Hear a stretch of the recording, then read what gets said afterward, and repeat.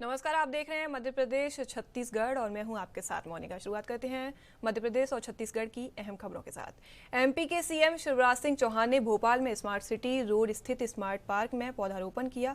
इस दौरान उन्होंने लोगों को भी संबोधित किया और संत रविदास जी को याद करते हुए कहा कि संत रविदास जी अद्भुत संत और सामाजिक समरसता के अग्रदूत थे, इसलिए सरकार उनका एक भव्य मंदिर सागर में बनाने जा रही है।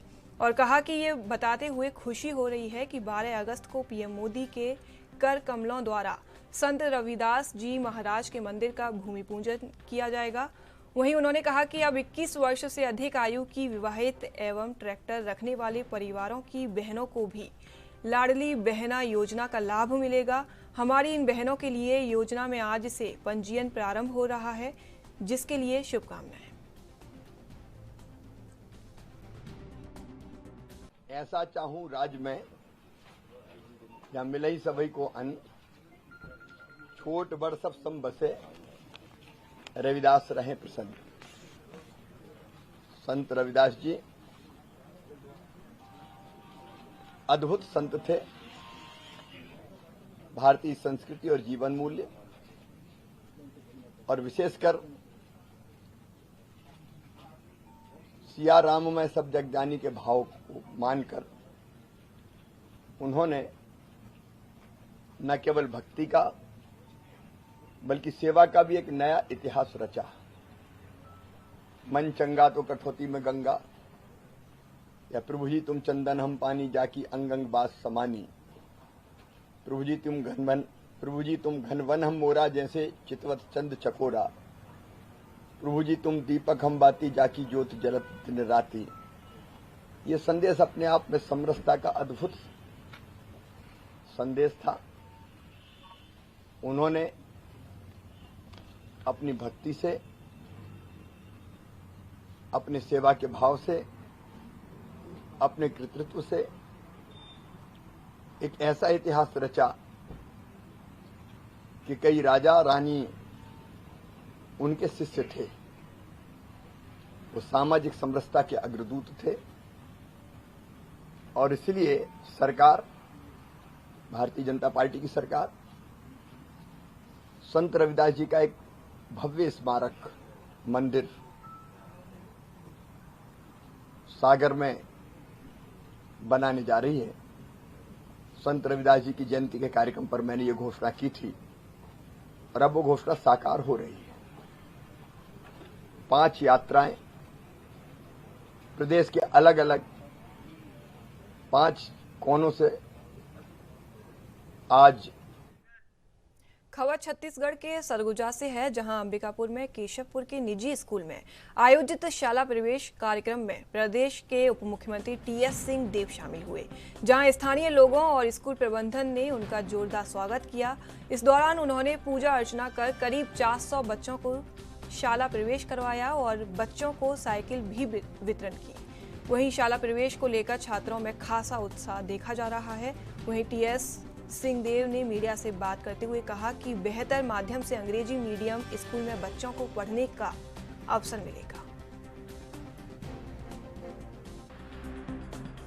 आज औपचारिक शुभारंभ स्वामी आत्मानंद अंग्रेजी माध्यम स्कूल का हो रहा है और नए रंग रोगन के साथ स्कूल चालू हो रहा है। बेहतर वातावरण में बच्चों को अंग्रेजी माध्यम से पढ़ाई करने का अवसर मिलेगा और कई जगह जो देखा जाता है कि अंग्रेजी में पारंगत नहीं होने के कारण नौकरी में, अन्य स्थानों में बच्चों को कभी कभी डिसएडवांटेज होता है। तो उस बात को ध्यान में रख के सरकार ने जो योजना चलाई है उसकी शुरुआत आज केशवपुर में हो रही है। तो बच्चों के उज्ज्वलतम भविष्य की हम सबकी ओर से कामना करें। ये शाला प्रवेश उत्सव, निःशुल्क सरस्वती साइकिल वितरण और इस विद्यालय का चूँकि रिनोवेशन हुआ है, इसका पूजा अर्चन महाराज साहब के द्वारा किया गया और साथ में बच्चों को पुस्तक का भी वितरण किया जाएगा। आत्मानंद स्कूल के बारे में बता देंगे, कितने कमरे हैं, क्या है कक्षा सारी? ये टोटल हमारे अभी नवनिर्मित आत्मानंद के इस विद्यालय में टोटल 11 कमरे हैं, जिसमें से 5 कमरे बच्चों की पढ़ने की व्यवस्था है, जिसमें प्रत्येक कक्षा में 50 विद्यार्थियों की बैठने की व्यवस्था है और बाकी जो 6 कमरे हैं उसमें 2 कमरों में लैब है विज्ञान लैब है और एक कमरा I am Anupriya from class 8। आज यहाँ साइकिल वितरण किया गया, कैसा लग रहा है आप लोगों को? मुझे बहुत अच्छा महसूस हो रहा है क्योंकि यहाँ पे कई सालों बाद यहाँ पे हम लोग वहाँ पे बहुत दिक्कत हो रही थी। यहाँ पे मुझे काफ़ी बेहतर महसूस हो रहा है। हमने काफ़ी मेहनत की यहाँ पे पहुँचने के लिए। तो फिलहाल एक छोटा सा ब्रेक, जल्द हाजिर होंगे ब्रेक के बाद।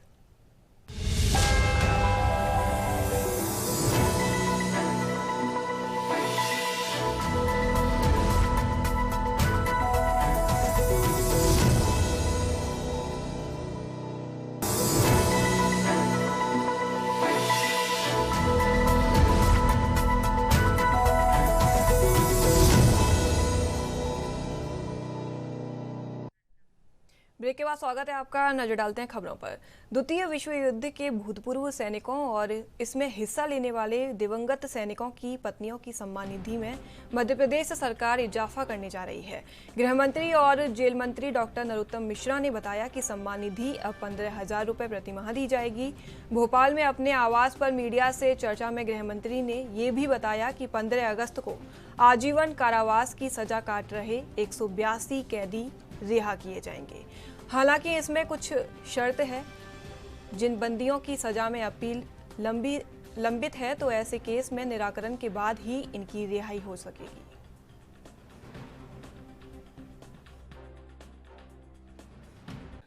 अभी जो 15 अगस्त आ रहा है, इस पर 182 आजीवन कारावास बंदियों की रिहाई की जा रही है। इसमें कुछ शर्त हैं जो मैं आपके माध्यम से और लोगों तक भी पहुंचाना चाहता हूं। ऐसे बंदी जिनकी सजा में अपील लंबित है, उनके निराकरण के उपरांत उनकी रिहाई होगी। इसी तरह से जिन्हें जुर्माना से दंडित किया गया है, वो अगर जुर्माने की राशि भर देंगे तो ही रिहाई उनकी संभव होगी। किसी अन्य प्रकरण में अगर सजा उन्हें हुई है तो उसको शेष सजा का हो जाने पर उन्हें की रिहाई होगी। जिनको अन्य प्रकरण में जमानत प्राप्त नहीं हुई है, वो उन्हें विचाराधीन बंदी के रूप में रोका जाएगा, सजा याफ्ता के रूप में नहीं। और अन्य कोई राज्य के प्रकरण में दंडित किया गया है तो संबंधित राज्य में स्थानांतरण उसको दूसरे राज्य में किया जाएगा। इसके अतिरिक्त 15 गैर आजीवन कारावास बंदियों को भी छूट इसमें दी जा रही है। यहाँ पर स्पष्ट भी करना चाहते हैं कि महिलाओं और बच्चियों की सुरक्षा को देखते हुए दुष्कर्म के किसी भी प्रकरण की सजा में माफी। विश्व युद्ध में जो नॉन पेंशनर भूतपूर्व सैनिक एवं उनकी विधवाएं थीं, उन्हें 8,000 रुपया प्रतिमाह सम्मान निधि दी जा रही है। वर्तमान में मध्य प्रदेश के अंदर द्वितीय युद्ध में भाग लेने वाले पेंशनर भूतपूर्व सैनिक और उनकी विधवा जो हैं, उनकी संख्या 112 है, जिसमें से पूर्व सैनिक 2 एवं विधवाएं 110 हैं। जीवन यापन की बढ़ती हुई दिक्कतों को देख करके इनकी 8,000 से बढ़ाकर राशि 15,000 रुपए। तो फिलहाल एक छोटा सा ब्रेक, जल्द हाजिर होंगे ब्रेक के बाद।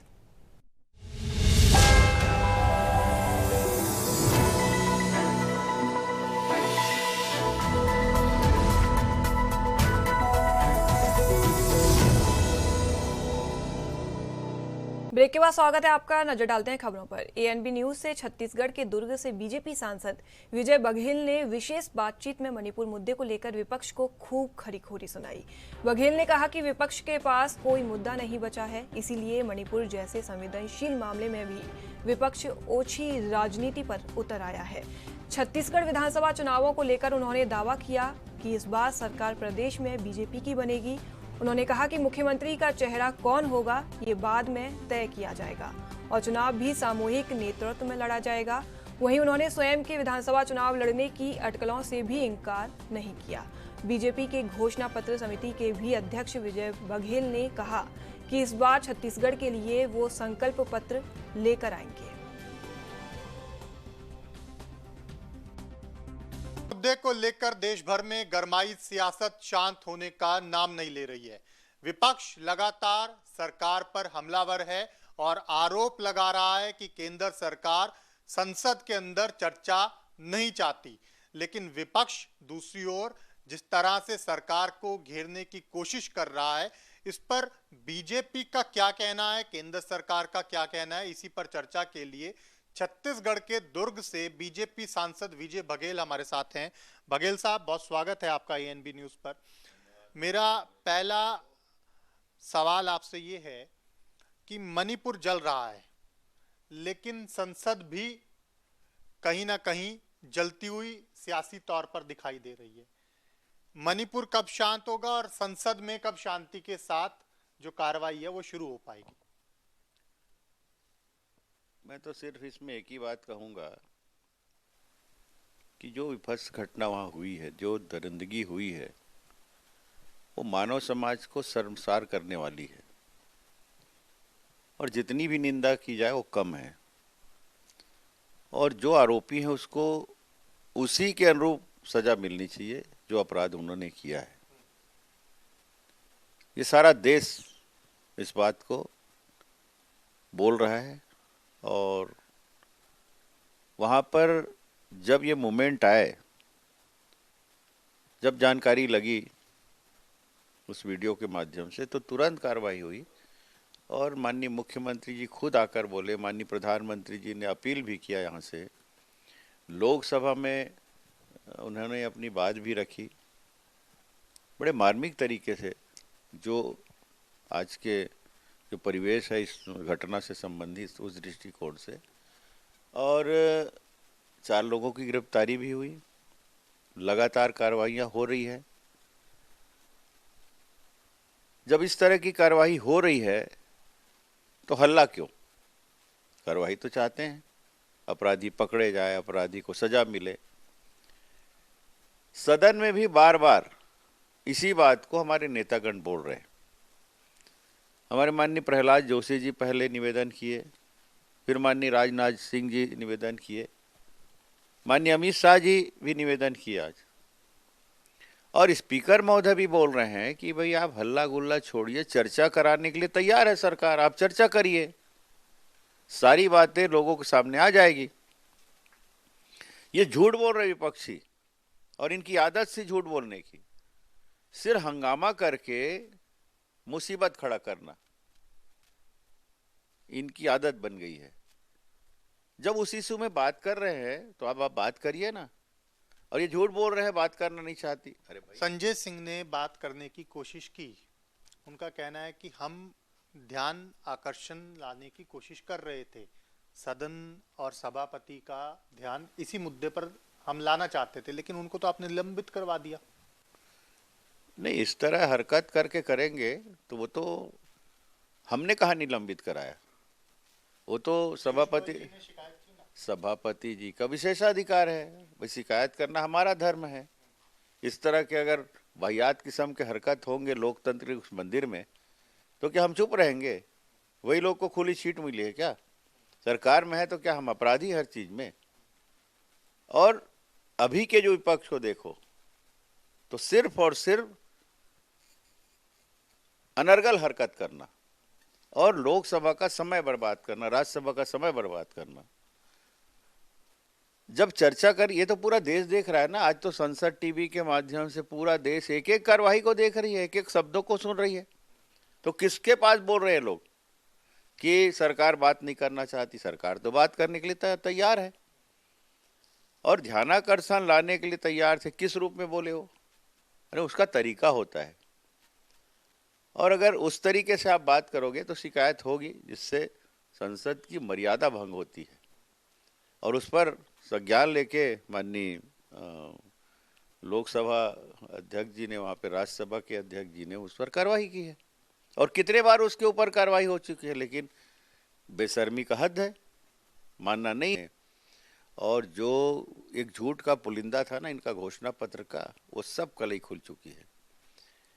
न्यायालय से लेकर मंत्रालय तक के कर्मचारी अधिकारी हड़ताल में रहे, हड़ताल दर हड़ताल किए। मितानी, आंगनवाड़ी, संविदा नियुक्ति, पटवारी संघ, पंचायत सचिव संघ, तो ये सब हड़ताल में रहे और उसका प्रतिफल कि आज सरकार के विरोध में वहाँ की जनता है और सत्य पे आधारित सरकार बने, उस रूप में भारतीय जनता पार्टी को और फिर से एक बार टकटकी लगाए देख रही है। बघेल साहब, आप कह रहे हैं कि छत्तीसगढ़ सरकार के विरोध में छत्तीसगढ़ की जनता है, लेकिन राजनीति में एक सच्चाई है कि राजनीति लहर का चुनाव कहा जाता है राजनीति में, और जो इस वक्त कहीं ना कहीं चर्चा है दिल्ली तक, वो ये है कि कांग्रेस रिपीट कर रही है, कांग्रेस रिपीट कर रही है, लेकिन आप जो बता रहे हैं वो विपरीत दावा है आपका। तो ऐसे में ये जो चर्चा है, इसको कैसे आप रोकेंगे, कैसे बदलेंगे ये माहौल? मैं एक चीज़ तो कहूँगा कि भारतीय जनता पार्टी और कांग्रेस में एक मूल अंतर यही है, कांग्रेसी लोग अपने झूठ को भी बार बार बोल के, बार बार इधर उधर फैला के उसको सत्य साबित कराते, लेकिन भारतीय जनता पार्टी अपनी सत्यता को प्रदर्शित नहीं करना चाहती। हम लोग उसमें पीछे रह जाते, जबकि हमें भी चाहिए कि हम भी अपनी सत्यता को लोगों तक पहुंचाए, उस पर चर्चा करें, लोगों तक उसको जा के हम बार बार बोले। ये परिपाटी। तो ये थे हमारे साथ छत्तीसगढ़ के दुर्ग से बीजेपी सांसद विजय बघेल साहब, जिनका कहना है कि इस बार छत्तीसगढ़ की तस्वीर बदलेगी और सरकार भी बदलेगी, लेकिन जनता क्या जनादेश देती है, किसको जनादेश देती है, ये समय बताएगा। अभी के लिए मेरे साथ इतना ही। आप देखते रहिए ANB न्यूज़। नमस्कार। छत्तीसगढ़ के बालोद जिले के ग्राम भरदा में छत्तीसगढ़िया ओलंपिक की शुरुआत राजीव युवा मितान क्लब द्वारा की गई। आपको बता दें कि ये प्रतियोगिता पुरुषों और महिलाओं के लिए अलग अलग स्पर्धा के साथ ही टीम और एकल स्तर पर भी होगी। इन प्रतियोगिताओं में न केवल युवा बल्कि बुजुर्ग भी शामिल हो सकते हैं।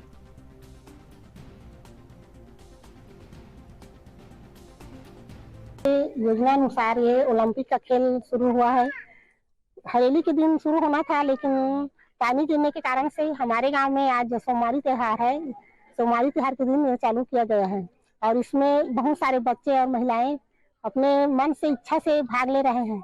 ये पुराना खेल है, लेकिन सभी लोगों में उत्सुकता है कि हम लोग बचपन में खेल खेलते थे, लेकिन अब ये खेल देखने को और खुद खेलने का मौका मिल रहा है, इसीलिए खासकर महिलाएं ज्यादा उत्सुक है।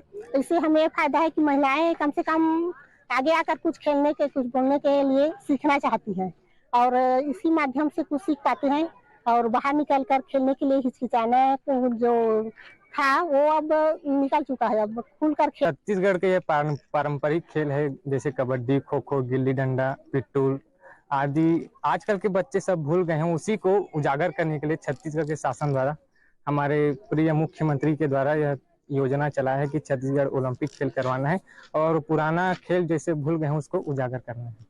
कि इससे क्या है, प्रतिस्पर्धा की भावना सामने आएगी और जो बच्चों को सही प्लेटफॉर्म नहीं मिल पाता है, वो इस खेल के माध्यम से, इस योजना के माध्यम से उनको प्लेटफॉर्म मिलेगा और आगे छत्तीसगढ़ के बाहर। तो फिलहाल के लिए मेरे साथ बस इतना ही। देश विदेश की तमाम बड़ी खबरों को देखने के लिए देखते रहिए ANB न्यूज़। नमस्कार।